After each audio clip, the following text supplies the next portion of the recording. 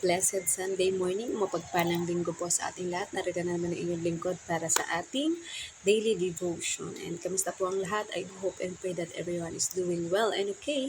At ang inyong lingkod po ay medyo maulan pa and masyado tayong maaga para sa ating venue. Kaya ang ating pong gagawin ay nag-stay muna tayo dito sa lugar kung saan pwede tayong makapag-devotion or makapag-quiet time with the Lord kasi meron namang mga upuan at lamesang maliit para dito ay makapagpahinga tayo. So habang tayo nag-iintay po, ayan, wag po natin kakalimutan ang ating opening prayer, but before that, ayan, meron lamang po tayong nais ipatotoo at i-share sa bawat isa dahil kung makikita nyo naman po sa ating post na nung nakaraang Sunday, which is may typhoon dito sa Hong Kong, ay pumanaw po isa sa ating childhood friend, churchmate, at kabatch din po natin nung high school batch natin. So, nakakabigla because it was said to be bangungot or pwedeng sabihin din na yung kagaya na ikinamatay ni Rico yan na acute hemorrhagic pancreatitis. But,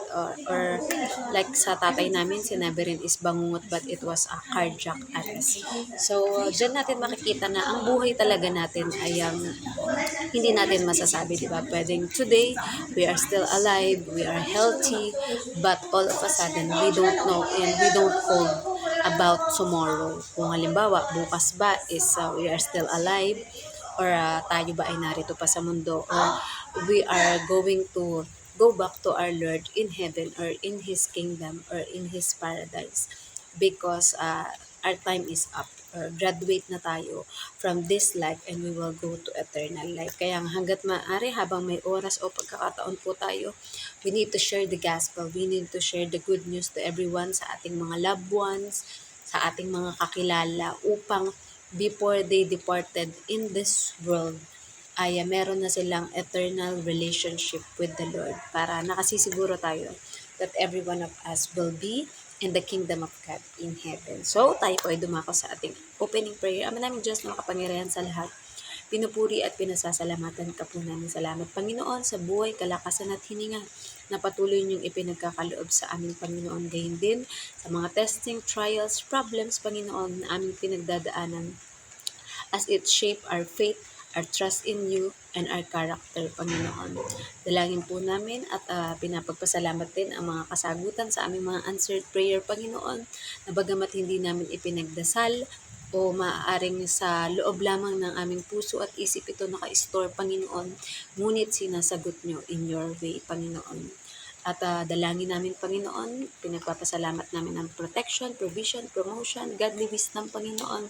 At sa lahat ng mga bagay na kinakailangan namin ng aming mga pamilya o mahal sa buhay, Panginoon, na hayaan nyo na i-treasure namin ang once na life na ito na ipinagkaloob nyo, Panginoon. And we will live accordingly to your will and to your purpose, Panginoon. Dalangin namin sa aming gagawing pag-aaral ng inyong mga salita, Panginoon, na kayo po ang maglangis sa aming bibig, Panginoon, upang ang aming mababanggit lamang ay tanging for your glory, Panginoon. Itago niyo po kami sa inyong likuran, Panginoon. We humble down before you because you deserve all the glory, Panginoon. Anumang wisdom na divine wisdom na ipinagkakaloob niyo sa amin, Panginoon, ay hindi namin magagawa kung wala ang gabay at patnubay ninyo, Panginoon. Habang buhay at walang sawa po kami magpapasalamat sa Panginoong Yesus na siyang nag-alay ng kanyang buhay sa katubusan ng kasalanan ng sangkatauhan, Panginoon, at sa banal na Espiritu o Holy Spirit na siyang gumagabay sa amin upang magawa namin ang inyong kalooban dito sa lupa, Panginoon. Kayo po ang siyang mangusap, humipo sa puso, isip at espiritu ng bawat makakapakinig, makakabasa, o makakapanood ng mga video na ito, Panginoon. Basta ang layunin namin is to share the gospel and to be a worker or a servant of spreading the gospel, spreading the good news, and doing the great commission together with you, Lord God. This we pray in the name of our Lord Jesus Christ. Amen. Ayan. So, dumako po tayo sa Lucas 24:22. Nabigla kami sa ibinalita ng ilan sa mga babaeng kasamahan namin. Maagang-maaga raw silang nagpunta sa libingan. Message, nabigla nga daw ang mga alagad na iyon sa ibinalita ng mga babaeng kasamahan nila. Dahil maaga pa daw nagpunta ang mga iyon sa libingan ng Panginoon. Application, Dahil nga hindi pa talaga totoong kumbinsido ang mga alagad na lalaking ito sa mga sinabi ng mga kababaihan na pumunta sa libingan ng Panginoon. Kaya naging totoo sila sa pagsasabi sa Panginoon ng kanilang saloobin na pagkabigla at pagdududa. Kung tunay o totoo nga ba ang sinabi ng mga kababaihang kasama nila. Ganyan kasi tayong mga tao, to see is to believe. At minsan kahit may nakakita o nakasaksi na, hindi basta-basta naniniwala o maniniwala hanggang di muna napapatunayan ng lubos. So, purihin ang pagkabasa ng mabuting balita ng ating Panginoon, diba? So, yun na nga, dito ay nagkaroon ng heart-to-heart conversation ang dalawang alagad na ito sa ating Panginoon. Dahil yun nga, although pinatotoo or na-testimony na ng mga kasamahan nila ng mga kababaihan, which is alam naman natin na para sa mga kalalakihan dahil namumuhay sila in a patriarchal or majority ay ang mga lalaki ang nasusunod, ang mga lalaki ang pinaniniwalaan at ang mga babae ay considered as property lang, di ba? So yun yung binrake na chain ng ating Panginoon na everyone can be witness of God's resurrection, di ba? And which is pinili ng Panginoon na ang mga babae, which is talagang degraded sa panahon nila or kahit sa mga panahon natin ngayon, degraded ang mga kababaihan or ang woman, is God give them the power and God give them the authority to preach and to testify about the resurrection of the Lord, diba? So, ganyan nga tayo, diba, bilang mga tao, to see is to believe. And minsan, kahit may mga witness na, or may mga patunay na o patotoo na tunay ang mga bagay, is gusto pa rin talaga natin na tayo mismo, bilang nakapakinig, ang makakita ng mismong pangyayari kung ito ba ay totoo, ito ba ay talagang hindi lamang nagpasalin-salin ng mga balita, di ba? Which is we want the truth, and the only truth is our Lord Jesus Christ and our Lord God, di ba? Na siya talaga yung magpapatunay sa atin na kaya nga sabi, Jesus is the way, the truth, and the life, and no one comes to the Father except through our Lord Jesus Christ. So, yun na, para, sige, sabi siguro ng Panginoon, para matigil na ang inyong pagdududa sa mga kababaihan, is ayan na, ako na yung kusang lumapit, ako na yung kusang pumunta at nakipag-usap sa inyo to explain ang mga bagay na nakakapag duda sa inyo, di ba? Ito na ako, ito na yung proof that I am truly resurrected from the dead, diba? After 3 days, which is yun nga, hindi naaalala ng mga alagad na lalaking to na sinabi na yun ng ating Panginoong Yesus noong kasama pa lamang nila ito. Talagang, dahil nga ang kanilang puso ay sobrang na broken-hearted dahil sa pagkamatay ng Panginoon na talagang tinitingala nila, they believe that our Lord Jesus is the Messiah, is the Savior, diba? Na not in the form na isinet ng ating Panginoon, but in the form na akala nila ito ay lalaban, makikipagdigmaan sa mga Romanian o mga taga-Roma, di ba? Pero ang ginawang pagliligtas ng ating Panginoon ay eternally, may eternal benefits, hindi lamang physical benefits na makipaglaban, but on the spiritual battle, di ba? Sa kalaban, sa demonyo, na to break every chain, to break the curse na ginawa ng demonyo, na iisipin natin na kapag tayo ay makasalanan, ay we are doomed to death. Ayan.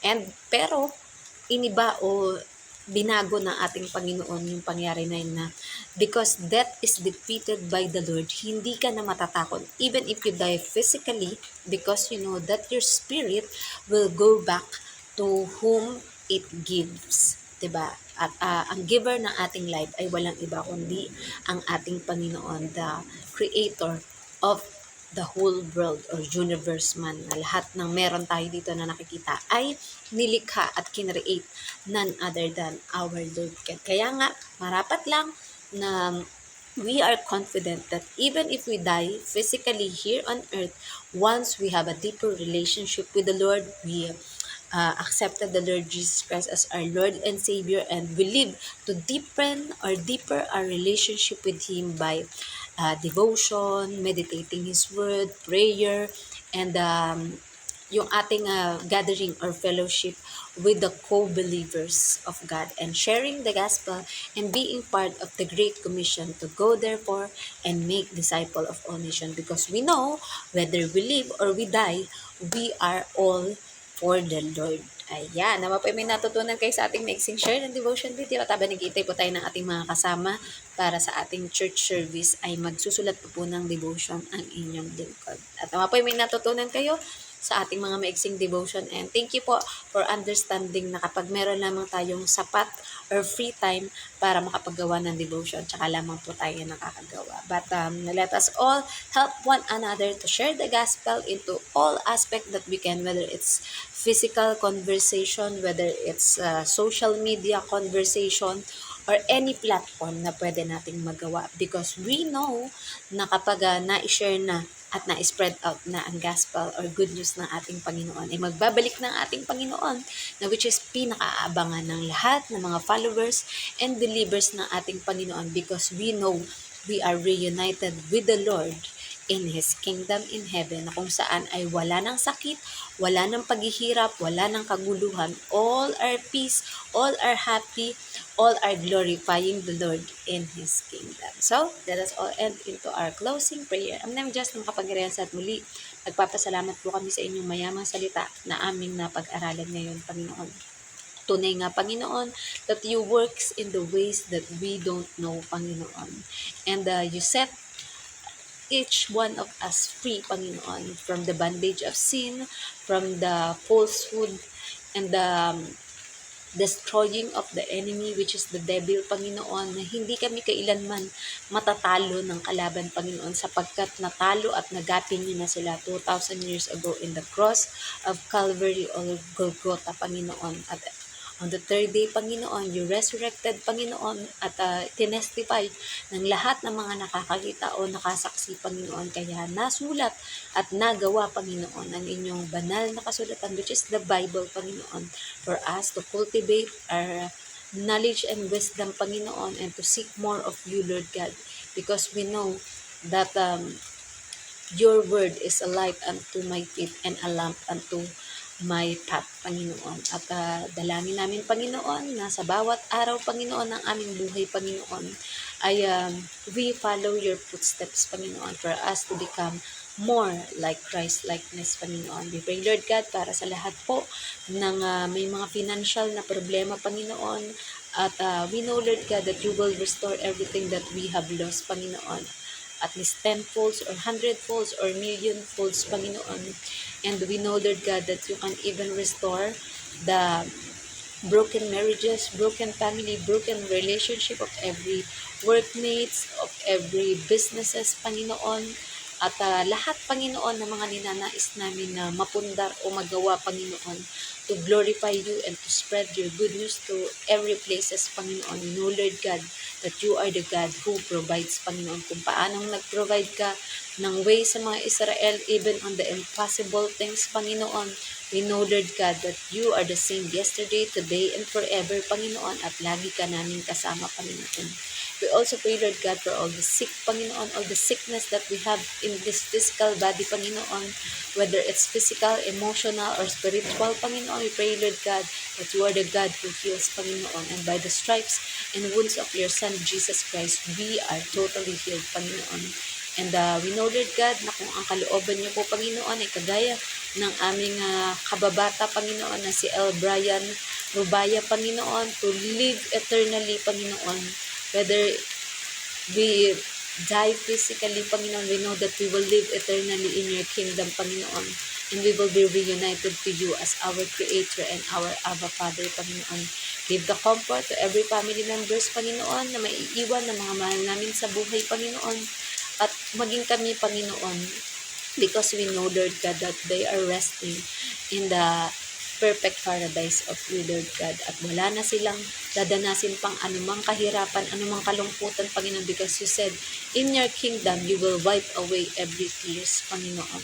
We also pray, Lord God, para po sa lahat ng mga pastors, priests, evangelists, teachers, missionaries, Panginoon, OFWs, Panginoon, mga members ng different body of Christ, Panginoon, iba't ibang pangalan ng mga churches, Panginoon, as long as we are declaring, Panginoon, and we are doing the Great Commission, Panginoon, in all aspects that we can, Panginoon, ay alam namin na iingatan at gagabayan niyo po ang bawat isa at ma-outreach at mapupunta maging ang kasulok-sulukan ng bawat planeta o mundo, Panginoon. Kahit meron sa buwan, kahit meron sa Pluto na tao, Panginoon, ay kayang-kayang maabot ng inyong good news, ebanghelyo, Panginoon, or the gospel, Panginoon. We also pray, Lord God, para sa aming bansang Pilipinas, Panginoon, na anuman ang kinakaharap ng aming bansa na mga kahirapan, korupsyon, Panginoon, kaguluhan, Panginoon, o krimen, Panginoon. We know, Lord God, that you will put any leader, Panginoon, in the position, Panginoon, that have the divine fear unto you, Lord God, for them to not do any corruption, Panginoon. And sa puso nila, Panginoon, ay ang laging maging goal nila, Panginoon, ay maglingkod sa iyo, Panginoon, so they can serve our country well, Panginoon, and according to your will, Panginoon. We also pray for each and every family, Panginoon, and citizens ng aming bansang Pilipinas, Panginoon, na magkaisa, ma-restore, Panginoon, na tulungan ng bawat isa, Panginoon, to have a divine fear to you, Lord God, and to follow your footsteps, Panginoon, upang maging mabuting leader o mamamayan ng aming bansa, Panginoon, na magkaisa in one spirit, in one accord, Panginoon, to pray for our country, Panginoon, at samahan ng aksyon na gumawa ng mga kaaya-aya sa inyong paningin upang maging maunlad ang aming bansa, Panginoon. And we know, Lord God, that the Philippines is yours, Panginoon. The whole nation is yours, Panginoon. At magkakaroon ng economic growth sa aming bansa, Panginoon. Mawawala ang mga korupsyon, mapaparusahan ang lahat ng mga namumuno, Panginoon, na gumagawa ng hindi maganda sa aming bansa, Panginoon. And there will comes a time that all the OFW, Panginoon, all the missionary, Panginoon, will all gather in the Philippines, Panginoon, dahil sapat na at higit pa ang kinikita ng aming bawat mga manggagawa, Panginoon, ng mga workers, Panginoon, ng mga nagtatrabaho, Panginoon, at hindi na magkakawasak-wasak ang bawat pamilya, Panginoon, dahil kaya na ng bawat isa na makatayo at makaprovide kahit nasa Pilipinas, Panginoon. We also pray, Lord God, para sa bansang ito na Hong Kong, ang aming mga employer o mga boss, Panginoon, guide them, protect them, provide for all their needs, Panginoon. Kung sila man may mga business or work, Panginoon, ingatan niyo po sila, ipag-prosper niyo po, at salamat that they have been the provider, Panginoon, para makapagpadala kami ng aming mga remittances sa aming pamilya sa Pilipinas, Panginoon, makatulong sa lahat ng mga dapat naming tulungan, Panginoon, whether it's churches, it's mission work, Panginoon, at ano pa mga dapat gawin, Panginoon. We pray also, Lord God, na you will give us the needs, Panginoon, para mapag-aral, Panginoon, ang mga kabataan o mga youth sa aming lugar, Panginoon, that wanted to study, Panginoon, na makapagtapos ng kolehiyo, Panginoon, for them to have a better future, Panginoon. You know, Lord God, at alam namin na hihipuin niyo ang puso ng bawat mga amo, Panginoon, na hindi nagtatrato ng tama o maganda sa kanilang mga employee, Panginoon, that there will be a harmonious relationship, there will be a change of heart, Panginoon.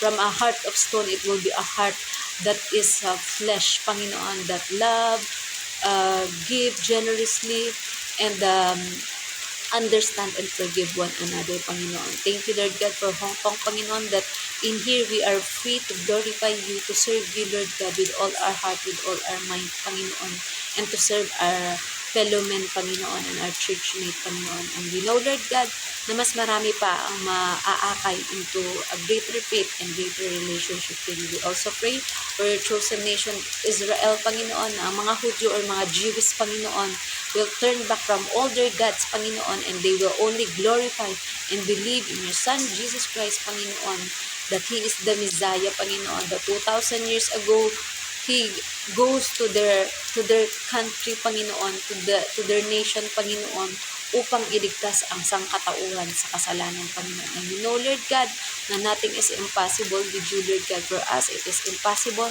but to you, nothing is impossible, Panginoon. All things are possible because you are the God who is our Creator. You are beloved Heavenly Father. You are Abba Father, and you are the God whom we will see face to face when we arrive in your kingdom in heaven. We honor you, we glorify you, and we love you, Lord.